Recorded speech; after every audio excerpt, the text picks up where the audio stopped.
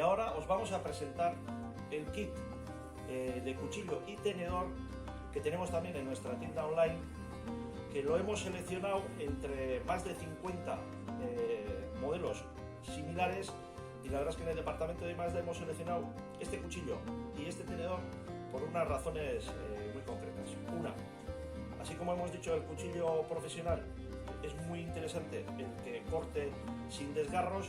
Con este cuchillo y con este tenedor lo que hacemos también es lo mismo. Este tiene un corte, tiene una microsierra, una pequeñita, como unas hendiduras pequeñitas, y por el otro lado es liso, es un corte japonés. Los cuchillos japoneses normalmente tienen el filo por un lado y por otro lado son lisos.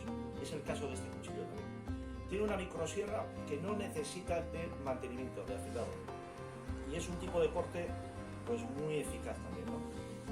Tenemos el pack, que son 4 tenedores y 4 cuchillos, y bueno, y a la hora de cortar, lo bueno que tiene este cuchillo, este tenedor, es simplemente que, como se puede apreciar, no desgarra.